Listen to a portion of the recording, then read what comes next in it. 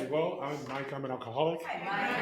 Good to be here with a bunch of ladies that are in Alcoholics Anonymous. Thank you very much. I'm honored. And in this adventure that I'm on, I say adventure because it's always exciting because I'm in a new committee with hospital treatment. And I get to, I'm not going to say I get the privilege, it's an enjoyment to listen to the ladies tell their stories and be a part of AA and bringing it to the recovery centers and helping out the still suffering alcoholics. And that's like, it's a great focus on me because I get to see the other side of what is going on, not just the male side, but the female side. And it's just really exciting. So I'd like to invite Jill to come up here and give us her story because, she's awesome. So, Jill, there you go. You want me to do your timer? Yeah, and then I'm gonna set a timer because I just need to do that. Anyway, let's go to so in the timer. Okay, I got half an hour right here. Okay, there's start.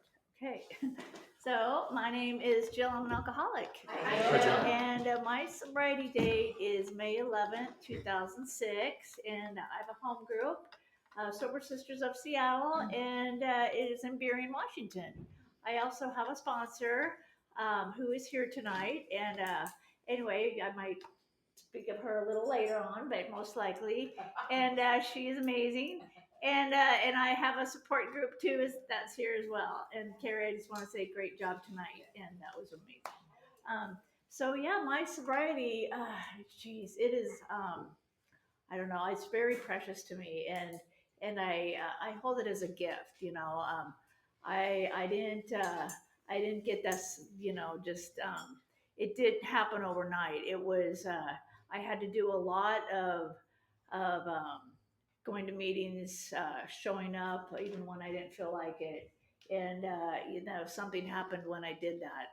But so I'll go back a little bit, my history. So because it's important that I share. I'm a twin, and I'm from Yakima, Washington, which is what used to be a small town. But I had a pretty normal childhood, even though my parents got divorced when I was in my mid-teens, and so we handled that okay, my siblings and I. And what happened was when my parents divorced, though, there was a few things that really traumatically changed. My mother got custody of all of his children, and so I'm one of four. And then we moved into the city, and so I was a country girl, had a horse and all that, and loved my 4-H. And so when I moved, and knew I didn't have a dad any longer. I didn't have my horse anymore, and I moved into the city where alcohol was introduced, and I didn't have any like desire to hang out with the people that were drinking, but I just noticed like, oh my gosh, do people really drink in school? So I was in junior high, and I just started seeing some differences there, and so I just continued, was involved in sports, and continued like on a pretty straight path through junior high school, the same thing. Just dabbled a little bit in parties and whatnot, but still continued to be very active in sports. Academically, I did, struggled a bit. It was very hard for me to read and to concentrate on what I read. So taking a test was very difficult because I literally had to memorize something to be able to pass. And so I don't know. I'm thinking, I had ADHD, but I just struggled. And my twin sister was straight A student and on the dean's list, so on honor roll, and so that's where we started to separate. We started to split, and there, I always felt, well, why is it that she can get school so easy and I have this struggle? And so I always was trying to find my place, right? Not really academically, but really in sports. I love that. but also started getting maybe with interest in like the boys, but we went off to school, off to college. We went to Western Washington University, and there I really noticed the difference because alcohol started being introduced more at a consistent level. And so um, let's see, during that time, I was, I don't know, I just school still was hard for me. So I struggled, but the parties I went to, like Wednesday night hump day, Thursday tequila night, Friday was something else, regular parties, and then Saturday. So I found my niche, my fit in with the partiers, and I thought, yeah, this is gonna be great. I can just kind of coast along through school. I didn't have to like excel, and but I loved alcohol did something for me, and that's when I knew that I was completely different than my twin sister. And so when I finished that year in school there, my intention was to go back because I had to make up a class. And so I went, got out of college, went back to Yakima, and then I got into hospitality. I was a hostess for a while. And so, and I love that because I got to dress up and I got to meet the people and the other workers there, that all were drinking on this, drinking off off of work and everything. So I love that. But so I was always just, my desire was always to head towards the people that were drinking, and so the book talks a lot about but how alcohol, what it does for us. I didn't realize that I had a God-sized hole in my heart that needed to be filled, and so I always was searching for that thing that would fill me, that would make me feel a part of. Because then now I could replay the tape back and I could see where I didn't have a dad in my life, and my twin sister went one direction, and I have a lot of things that I was always trying to find something to complete me. And so I was always just searching and searching, but with that one thing that did it was alcohol. And when I started partying and back to Yakima and got into the hospitality business, that was it. I just said, this is what I want to do. So I just started working in the restaurant business, and I did that for as long as I could. And in my early 20s, I moved back to Seattle, but in my early 20s, 22 and at 23, I got two DWIs. And the first one, gosh, I hope I get this right, but I was, let's see, I hit a police car, and there's that.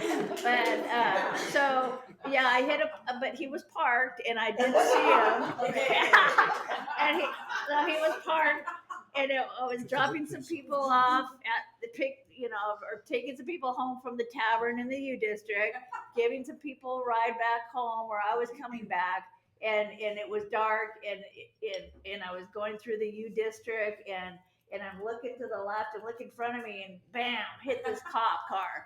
And so I'm drunk, and so he comes out, and sorry, I didn't see you. It was foggy.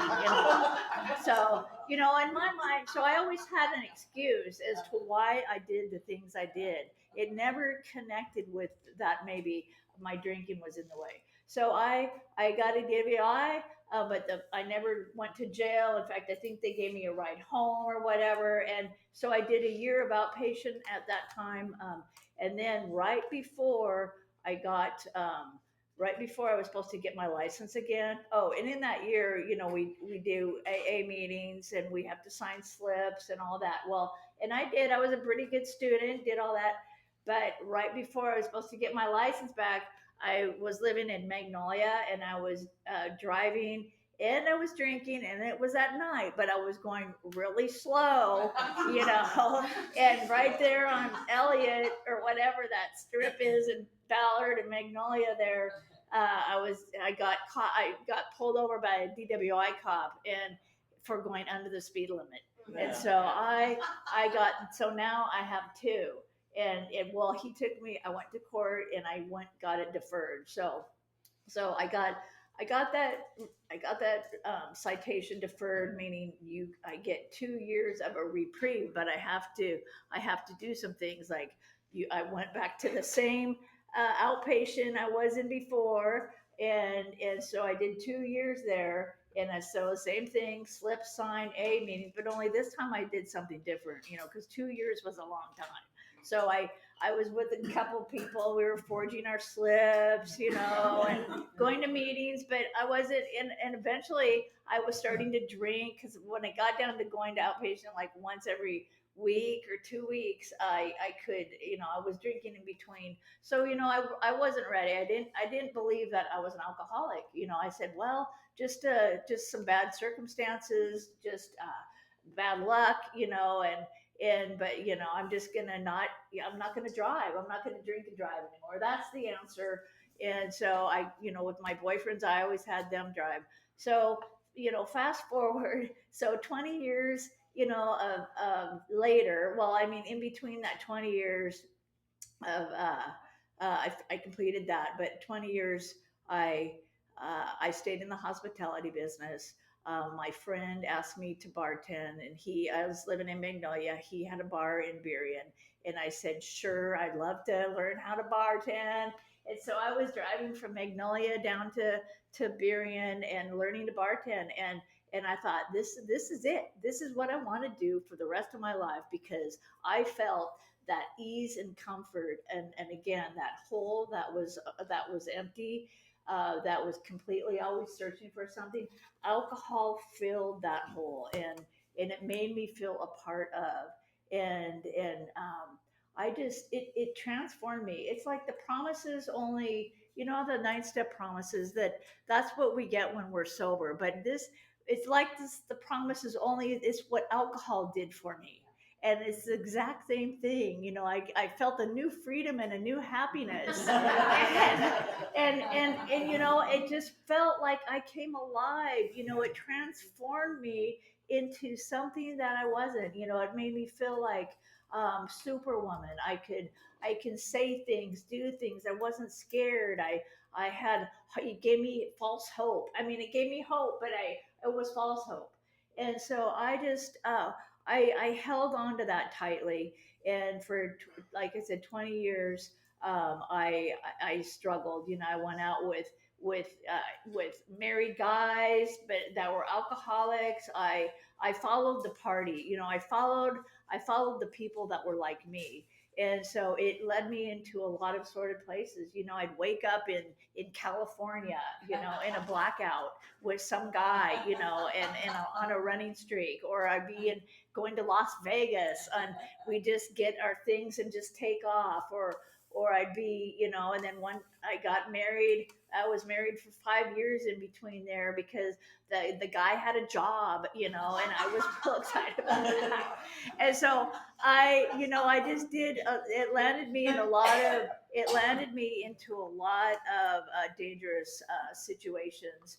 But I could see, alcoholism is a progressive disease, and but it's insidious. So it tells me, it also, it's a liar, right? It was telling me lies, that saying, Jill, you know what, you got this. You're right where you're supposed to be. You're okay.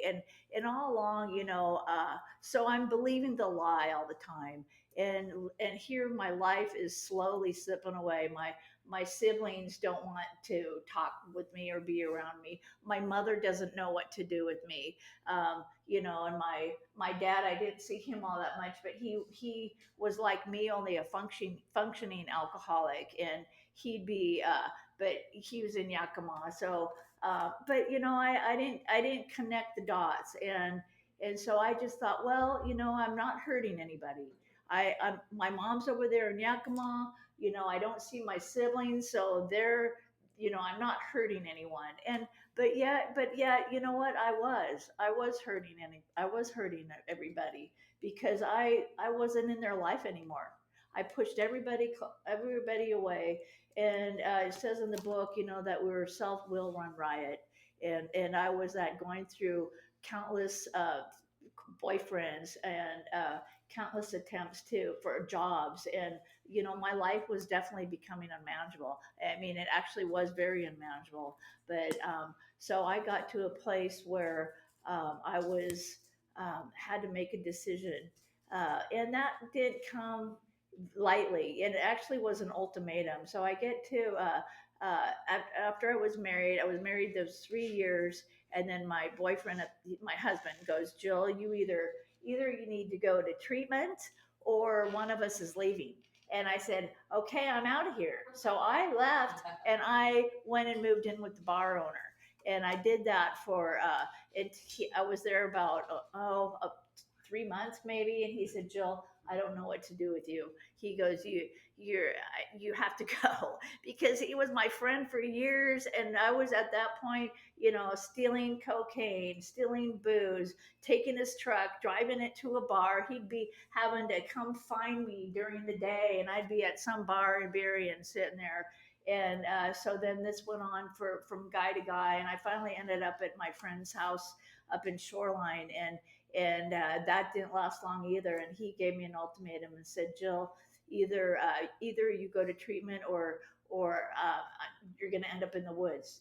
And I had this little corgi dog too, and I thought, well, I don't think I do good homeless in the woods. And so I so something inside of me just said, I need to make a change. But I didn't still admit that I was an alcoholic. I thought that maybe I could, just manage things. And the book also talks about, powerlessness, a lot about powerless. And I was completely powerless over alcohol. And I didn't get it that I take one drink and I can't stop. And my life becomes unmanageable. And it took me a long time to understand how powerless I really am over alcohol. But that came, after several attempts to try to stop drinking. And so that was my first treatment center. I went to my first treatment center in 2004, and that was at Sundown Ranch. I went there for 21 days, and I did all the stuff that they had me to do, writing, steps 1 through 5, and doing all that, because I always looked good on the outside. I always did my homework, and so I get out. And my mom, I stayed at my mom's for 2 days while the arrangements were all made at the Oxford House. So off I go to this Oxford House for women over in Union Gap, Washington, which is a little house or little place. And so in that Oxford House, a lot of things happened. But I wasn't there a long time. But a lot of things happened because I put my bags down, and then and mind you, I just get out of treatment. And so I put my bags down, and I'm thinking to myself, there's no one here, because the women are all working. And so I think there was one gal in her room probably sleeping. But so I put my bag down, and I'm thinking, well, I'm just going to go to 7-Eleven and go pick up a Diet Coke. And it's just across the street. So I'm marching out the door, and I see the 7-Eleven, and to that 7-Eleven to the right is a bar. And now I'm thinking, oh, okay, there's a bar there. So now my alcoholic thinking starts up. And the thought occurred, well, maybe if I just go have a drink, no one's going to know. And so I start to reason. And the reasoning, I said, well, I can always say my mom gave me some cough medicine because I did have a cold for a while, so I'm thinking of something in my head. And and so that is the insanity this book talks about. The insanity precedes the first drink. And it's so apparent. And so the alcoholic thought won out. So I marched my way over to the bar, have 3 screwdrivers. I come back, and then the girls whisper, and they give me a test. The manager does.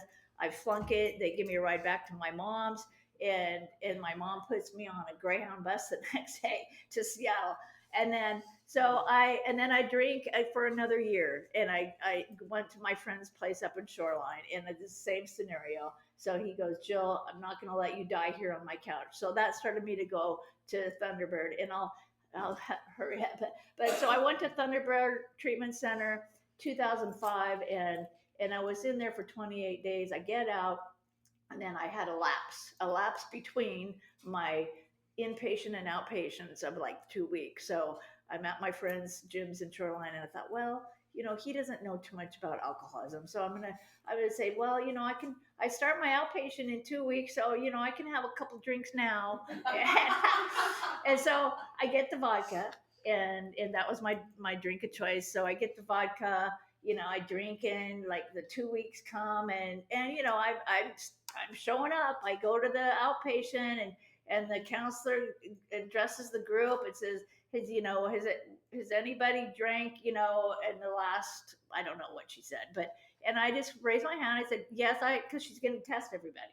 And well, I'm going to admit it, yes, I drank, but I'm serious now. I'm ready to go now. And she knew about my relapse from the last treatment center. So she pulls me in her office out of everybody, and pulls me in her office and said, Jill, you're really sick. And she goes, you're a late stage chronic alcoholic who needs long term intensive inpatient treatment. And right there, those were the words that I mean, I never, it's like I've heard those words, but I never received those words down in my heart. And that was the psychic change for me, because it was the shift. From that point on, I wanted to stay sober more than I wanted to drink. And I said, oh my gosh, I really am an alcoholic. Now what can we do? And so at that point, I believe it's where God's grace met my desperation and my surrender at that moment. Because what else would make me want to do a complete turnaround and want to stay sober from that instant? And so from that point on, I went back to treatment for 3 months, and same place, and stayed in there, and I got my husband, not, he wasn't then, but gave me this big book, and I was just on fire. I loved when the people came up to the panel and shared their experience, strength, and hope. And I was in the front row, and I was listening. I, was underlining my book and doing the homework. And, I wanted a life. I wanted that life of sobriety. And it was like my spirit became awakened. And it talks a lot about a spiritual awakening. And that's what happened too in the third treatment center. Someone gave me the third step prayer card when I was in there, and they said, Jill, if you read this out loud for 2 weeks, your life will change. And so I started reading the third step prayer out loud, and I looked in the mirror, down in the woman's cottage, held that prayer out there and said, God, I offer myself to you to build with me and to do with me your will. Oh, here it is, to do with me your will, and to build with me, to do with me as thou will. Relieve me of the bondage of self, that I may better do thy will. Take away my difficulties, that victory over them may bear witness to those I would help with thy power, thy love, and thy way of life. May I do thy will always. And that prayer, I didn't really know what it meant. All I know is that I was offering myself to God. I didn't know much about God. I just knew that maybe there's a God out there somewhere.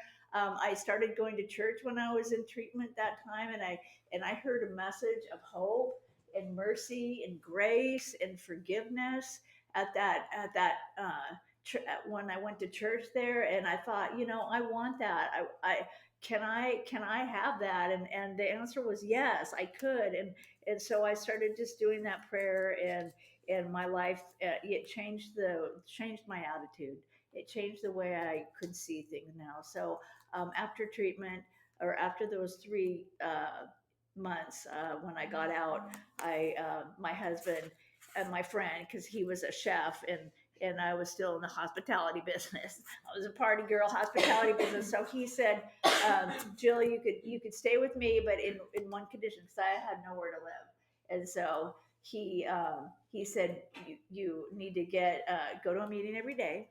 You need to get a sponsor, and you need to so I already had the big book, and he said, you need to, get into service and work the steps. And so I said, okay. And because I was willing to do whatever it took to get and stay sober. But, the big book talks about just so much. I mean, I love the book. I love the truth. I don't listen to the lie anymore. I mean, it comes in, but today I need a defense against my thoughts. I need to download the truth, and that means I have to renew my mind in the morning, and that's being in steps 10 and 11 and 12, and carrying it because it's a spiritual program of action. That means I need to have since I have a spiritual malady, I need a spiritual solution. That means I need to be connected, and that connection is with you guys. That's with tapping into the power that guides me to have this wonderful life. Even if it's might be sometimes we go through the valleys, right? We have the good and the bad, but I still am connected. That's the main thing. That um, life isn't supposed to be all roses and butterflies, so what, but I do have some tools that gets me through the rough part. And and so but I think connection is the most important thing, because I know that this alcoholic needs to have something between myself and the drink. So here's the drink, right? And here's me. And if I don't have anything between the drink and myself, I'm going to drink, because I need to have that defense. Because left alone with me and my ego and my own thinking, I will pick up another drink just without even thinking about it. Just like that decision I made when I went to the bar from the Oxford House. So that tells me that I'm an alcoholic, and I have a mind of an alcoholic. So, but I also know that um, I have a daily reprieve contingent on the maintenance of my spiritual condition. Meaning, I have my disease can be arrested one day at a time when I'm spiritually connected. And I'm maybe spiritually connected looks different for all of you ladies and guys, but for me, it's tapping into the power that's going to keep me out of me, because my ego and my mind want to kill me, and resent, and have being in resentments too. And and I look at everybody like we're all a child of God, and we're all on this journey together. So I can't afford resentments anymore. So I talk to my sponsor Liz over there, and I call her, and she helps me through them. But and great sponsorship is so important, and our time together. And so today um, I love being of service, speaking at being on the panel at treatment centers, because that's one of the things that I heard that got me sober. Hearing others share about their experience, strength, and hope, how they got sober. And so it's a passion of mine. And because I freely give of what was given to me. And that keeps me in the rooms, that keeps me sober today. And also, working with my sponsor, Carrie. She did such a wonderful job again, and just we get to go on retreats and conferences, and having fun times with the ladies and outings, and these wonderful meetings, OPP and Seahawk games, but I get to take my life, what's in these rooms that's given to me through the book, and take it out there and live life. And I couldn't ask for a better life. I just know that God's will for me. And a lot of people struggle. It's like this big thing, and I just know that I think it's more of an attitude for me, because I believe that I believe I'm right where I'm supposed to be. Really, I think it's my attitude, and my an acceptance. I accept things exactly how they're supposed to be. And because if I start thinking that I know better than you, or that this person's supposed to be doing that, then you know what? I'm playing God. And I don't want to play God today because I'm not. And so when I accept things exactly as they're supposed to be, that gives me my serenity. And God's will, I think He wants me to have that peace, and to trust that no matter what, when I tap into that power, that it's gonna be turn out how it should be. And I believe that. And I can still make adjustments in that, but I believe I'm just led and guided by this power that directs me. And my will too, I believe that is to be thankful in all things, because if I start comparing my life to others, or start going, oh, what if, or if only, or, or the fear comes in, and then, I'm at edge, and so, it's so easy to get off track, and spiral down into that hole. But so I have to renew my thinking and align my will with God's will. And step 10, the disciplines talk about all the daily work that we get to do, and to keep our mind centered. I mean, to keep our mind, just not so I'm off track, and I don't want to hurt people today is my biggest thing. And I want to be useful. And I believe that just showing up and sharing my experience, strength, and hope is being useful, and God is using me. So let me see, 14 seconds yet. So awesome. And, so I can't say enough about Alcoholics Anonymous. It's a program that is never gonna go away for me anyway. So I'm so grateful to be here. Anyway, that's all I got.